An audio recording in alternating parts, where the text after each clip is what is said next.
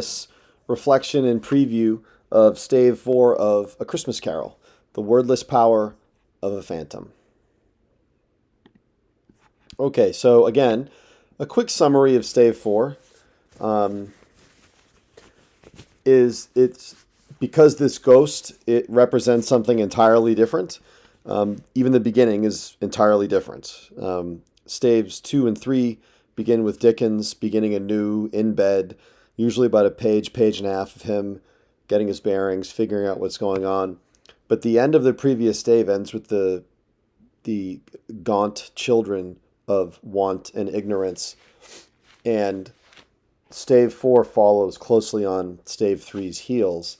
So stave 4 begins in medias res, in the middle of things, like almost like the beginning of an epic poem. It just launches right in. And then we get a panorama of just, if you knew nothing of the novel and you were in Scrooge's shoes, just a series of very diverse moments that don't seem connected. We have merchants at the London Royal Exchange, and later two businessmen chatting. Both of these little groups of men are chatting about a recent death, and they're speaking very coldly about it, talking about hoping lunch is provided and just having kind of a completely dispassionate reaction. We then get a beetling, like a pawn shop essentially, and that's a really interesting interchange. We then go to a sort of a random place, seemingly random place, and there's a corpse on a bed, an unidentified corpse. We then go to a scene that's not in the films, a working class couple who owed Scrooge money, and they're talking. We go to Cratchit's home, and things have happened since the last time we were with the Cratchits.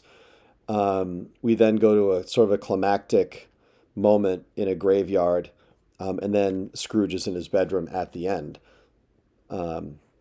So it's quite a chapter actually. And it's not that long, but it's pretty breathtaking.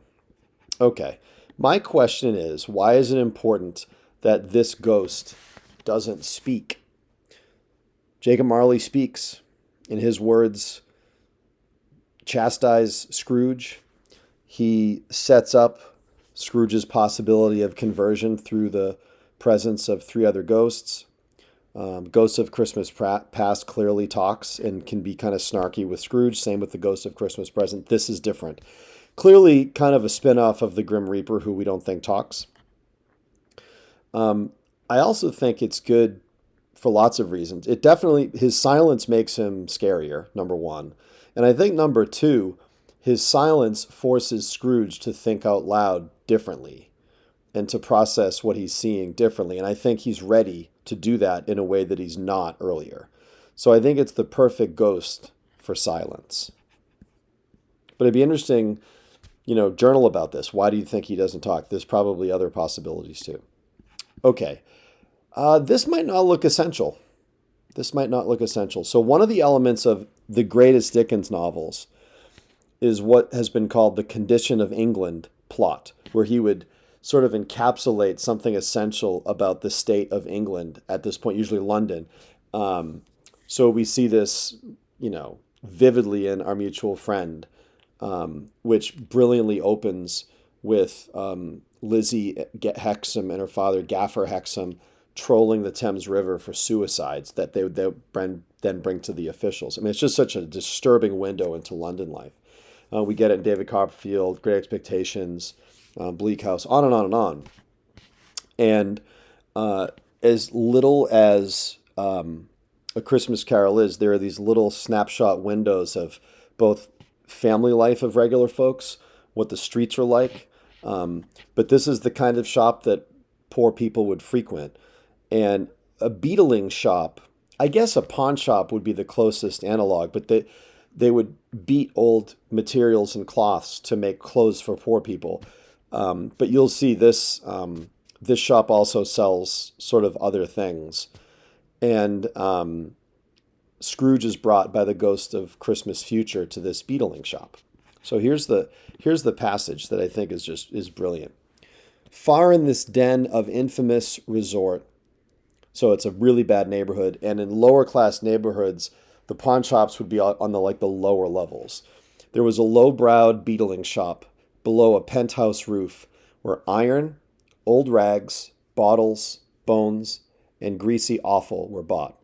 Offal are the like normally not eaten pieces of meat, like guts and eyeballs and stuff like that. And the truth of the matter is that sometimes this was the only meat and sustenance poor people could afford. It's actually in Act 5, Scene 1 of Hamlet, too, that word. So what they sell here is iron, rags, bottles, bones, and the icky parts of an animal. Upon the floor within were piled up heaps of rusty keys, nails, chains, hinges, files, scales, weights, and refuse iron of all kinds. So it's that Dickens trick of the weight of a list. He does this all the time. Secrets that few would like to scrutinize were bred and hidden in mountains of unseemly rags, masses of corrupted fat, and sepulchres of bones.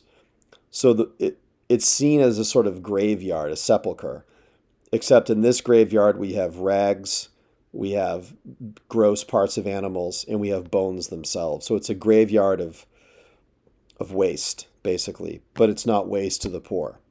Sitting in among the wares he dealt in, the guy who owns the shop, Joe, by a charcoal stove made of old bricks, was a gray-haired rascal nearly 70 years of age, who had screened himself from the cold air without by a frowsy, or a stale, curtaining of miscellaneous tatters hung upon a line, and smoked his pipe in all the luxury of calm and retirement. So even though this is this guy's life, he has set up a sort of force field around himself, and he looks like he's sort of on a beach in Florida. I mean, in the luxury of calm retirement. He is completely dispassionate about the fact that his store is probably full of things that were either stolen or purchased because someone died. And, it's one of those jobs where, like, this is his job, so he can be totally dispassionate, so much so that he smokes his pipe in the luxury of calm retirement.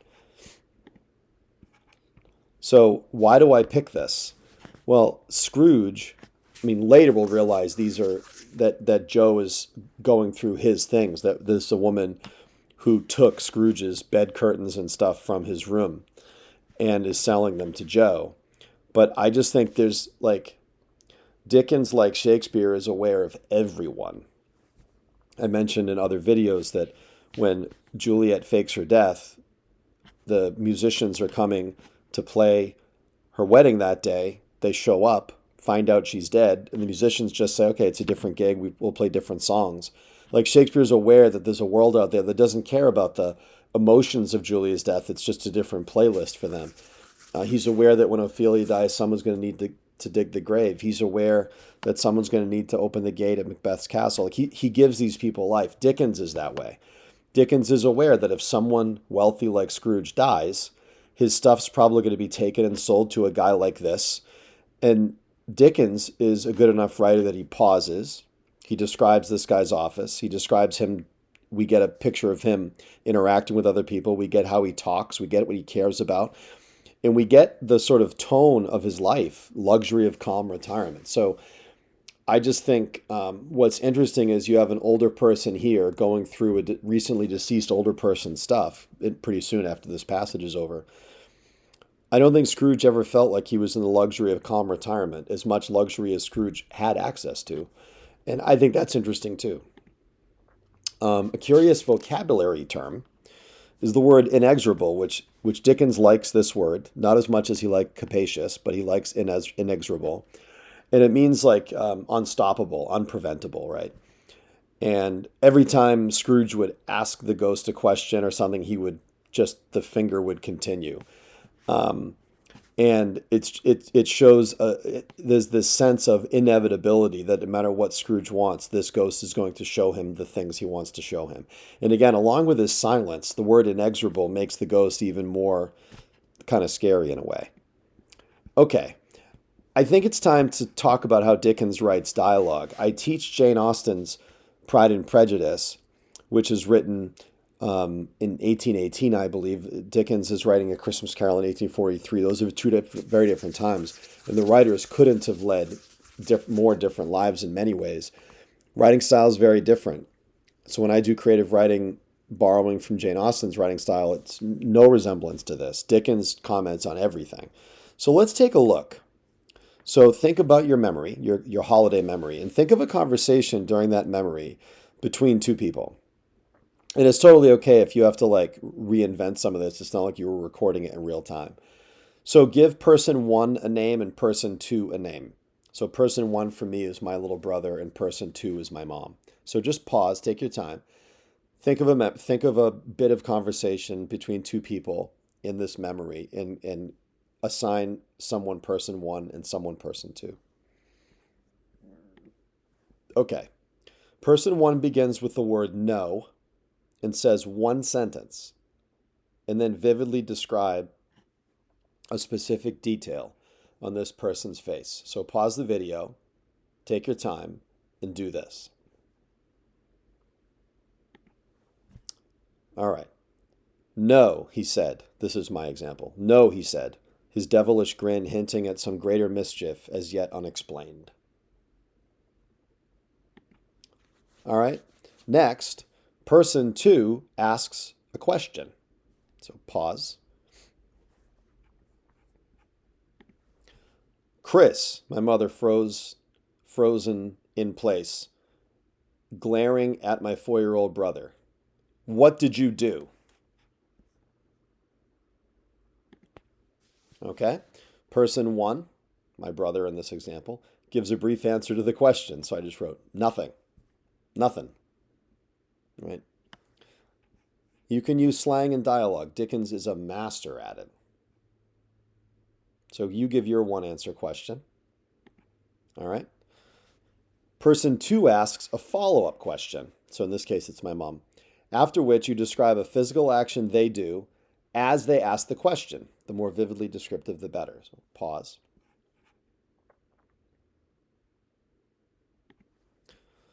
With her hands on her hips and her eyebrows furrowed towards my brother's feigned innocence, my mother asked, "If you did nothing, why is it still dark outside when we've been up for 3 hours?" By the way, pause. Mr. Bean, check Mr. Bean out and check out the dentist episode where this is from. It's unbelievable. Person one then responds, this is my brother, with a 2-word answer and then shows their emotions or mood through a specific physical action. So pause. Don't know, my brother responded, eyes suddenly shifting from my mother's stern gaze to the clock on our kitchen wall, which read 10 a.m. I love this image. Person two asks yet another question. So again, feel free to pause. So you woke up at 4 a.m., changed the watch on Daddy's hand and the kitchen clock so you could open presents at 4 in the morning? By the way, this is a completely true story. Person one, my brother, responds, ending with a single sentence. So pause. Yep, my brother replied shamelessly, knowing he had gotten away with fast-forwarding Christmas by 3 hours. Is there any more bacon? Okay, so this is what we have. And I wrote this quickly, and understand this isn't revised. The point of this is to put yourself in a Dickensian place when writing, and then giving yourself more raw material for your writing. You're going to add stuff to this, you're going to delete stuff. No, he said, with his devilish grin hinting at some greater mischief as yet unexplained. Chris, my mother frozen in place, glaring at my 4-year-old brother. What did you do? Nothing. With her hands on her hips and her eyebrows furrowed toward my brother's feigned innocence, my mother asked, "If you did nothing, why is it still dark outside when we've been up for 3 hours?" Don't know, my brother responded, eyes suddenly shifting from my mother's stern gaze to the clock on our kitchen wall, which read 10 a.m. So you woke up at 4 a.m., changed the watch on Daddy's hand and the kitchen clock so you could open presents at 4 in the morning? Yep, my brother replied shamelessly, knowing he'd gotten away with fast-forwarding Christmas by 3 hours. Is there any more bacon? So here's the model passage. Just two guys that Dickens used to work with at the Exchange that Scrooge used to work with, talking about him after his death. No, said a great fat man with a monstrous chin. I don't know much about it either way. I only know he's dead. When did he die? Inquired another. Last night, I believe. Why, what was the matter with him? Asked the third, taking a vast quantity of snuff out of a very large box. I thought he'd never die. God knows, said the first with a yawn. What has he done with his money? Asked a red-faced gentleman with a pendulous excrement on the end of his nose that shook like the gills of a turkey cock. I haven't heard, said the man with the large chin, yawning again. Left it to his company, perhaps. He hasn't left it to me, that's all I know. And the pleasantry was received with a general laugh. It's likely to be a cheap funeral, said the same speaker. For upon my life, I don't know of anybody to go to it. Suppose we make up a party and volunteer. I don't mind going if lunch is provided, observed the gentleman with the excrescence on his nose. But I must be fed if I make one. Another laugh. Well, I am the most disinterested among you after all, said the first speaker, for I never wear black gloves and I never eat lunch, but I'll offer to go if anybody else will. When I come to think of it, I'm not at all sure that I wasn't his most particular friend, for he used to stop and speak whenever we met. Bye-bye. Speakers and listeners strolled away and mixed with other groups. Scrooge knew the men and looked toward the spirit for an explanation. I hope this video helps, and good luck with your reading.